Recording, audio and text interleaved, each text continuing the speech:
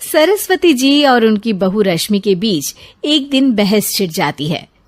आखिर किसका काम ज्यादा आसान है, बहू का या सास का? माँ जी, सास को काम ही क्या है, आपके सारे काम उंगलियों पे तो हो जाते हैं। कुछ भी।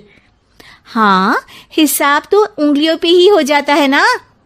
अरे बेटा, ऐसा सिर्फ अभी लगता है। जो मुझे करना पड़ता है ना, वो तुझे करना पड़े तो समझ आएगा कि असली काम का पहाड़ कैसा होता है। ठेले बराबर वजन भी नहीं है आपके काम में, और बात पहाड़ों के वजन की कर रही हैं आप। तू ऐसा करती ही क्या है घर में बेटा, ये तो बता मुझे। मैं थोड़ी ना कुछ करती हूँ, सब जादू से हो रहा है इस घर में। अरे एक दिन मेरा काम करोगी तो समझ आएगा। Okay okay, shut up.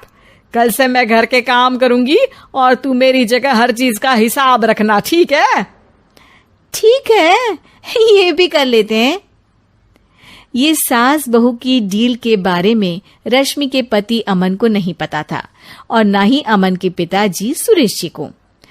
पर गेहूं के साथ साथ जैसे घुन भी पिस जाता है, ये दोनों भी पीसने वाले थे। सुबह अमन उठकर रेडी होता है ऑफिस जाने के लिए, तो पता है उसके कपड़े नहीं निकले हुए हैं। अरे रश्मि, तुमने मेरे कपड़े नहीं निकाले? अपनी माँ से पूछो ना, उन्हीं का काम है ये। अमन अपनी माँ के पास जाता है। अब मेरे कपड़े आज आप देने वाले हो क्या माँ? हाँ, देना तो मुझे ही चाहिए, पर तेरी बहू ने कपड़े धोने ही नहीं डाले, तो कोई भी धुला हुआ कपड़ा नहीं है बेटा। हैं? ऐसा क्यों? कपड़े तो धोने आप ही देते हो ना माँ? अरे बहू ने तुझे बताया नहीं, अब हम अदल बदल गए हैं। मैं अब बहू और तेरी बीवी सास। अमन परेशान हो गया। वो बिना इस्त्री के कपड़े पहनकर ऑफिस चला गया। सरस्वती जी अपने घुटने के दर्द के कारण झुककर घर साफ नहीं कर पा रही थी और ना ही खाना बनाना याद रख पाई। उधर रश्मि पहले ही दिन घर की चाबी घुमा चुकी थी और 300 रुपए का हिसाब अलग नहीं मिल रहा था। पर दोनों का ही घमंड कैलाश पर्वत से भी बड़ा था और दोनों ही खेमे एक दूसरे की बात मानने को बिल्कुल तैयार नहीं थे। शाम को जब सुरेश जी और अमन खाना खाने बैठते हैं तो सरस्वती जी उनके सामने गाजर और पपीते लाकर रख देती हैं। अरे माँ, ये क्या है? ख्याली पुलाव के साथ सलाद। माँ जी खाना बनाना भूल गई लगता है। अरे एक एक चमन्नी का हिसाब है मेरे पास, खाना बनाना कैसे भूल जाऊंगी? ये तो मैंने पढ़ा था कि फल फ्रूट खाने से सेहत अच्छी रहती है, इसीलिए ये ले, एक फल खा ले। रात को सुरेश जी और अमन अपनी मीटिंग बिठाते हैं अकेले में। बाबूजी, इनकी लड़ाई के कारण ना हमें ठीक से खाना मिल रहा है, उल्टा घर के सारे काम रुक गए हैं। हाँ बेटा, 2 भैंसों की लड़ाई में बेचारे खेत के पौधों का भी नुकसान हो रहा है। पर पापा, क्या बताऊं आपको, मैंने माँ को इस महीने की 2 तारीख को बिजली के बिल के पैसे दिए थे। आज बिल भरने के लिए मांगने गया तो पता चला कि रश्मि उन पैसों से गैस सिलेंडर ले आई। अच्छा, तो सिलेंडर के पैसों का क्या हुआ?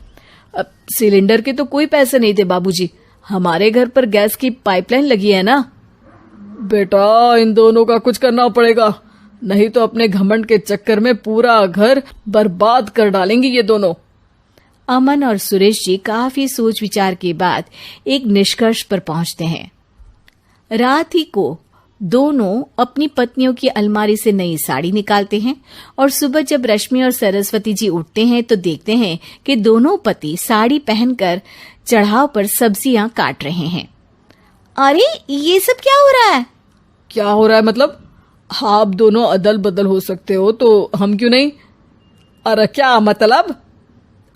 नहीं नहीं, मेरी भी बचपन से किसी की बहू बनने की इच्छा थी, तो आज से सरस्वती तुम बड़ी बहू, मैं मिडल बहू और अमन छोटी बहू।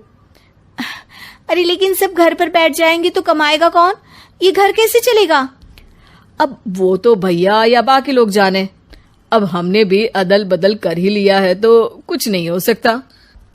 रश्मि और सरस्वती जी को समझ में आ जाता है कि उन दोनों की आपस की डील के वजह से इन दोनों को बहुत तकलीफ हो रही है और उनके ईगो ने दूसरों को कितनी यातनाएं दी है। अब असल में माँ जी आप सही थी, सास बनना बहुत मुश्किल है। अरे हाँ बेटा, और तू भी, मुझसे तो नहीं हो पाया सब घर के काम, वापस बदल ले क्या? हाँ हाँ बिल्कुल माँ जी, और अब आप दोनों भी बदल लीजिए। कोई आ गया तो आप दोनों को देखकर क्या सोचेगा? अच्छा है, आप दोनों के समझ में ये बात तो आई। मैं फटाक से कपड़े बदल लेता हूँ। अरे रुक जा बेटा, एक फोटो ले लेती हूँ तेरी। मेरी बेटी होती तो तेरे जैसी ही दिखती साड़ी में। और मेरा फोटो नहीं लोगी?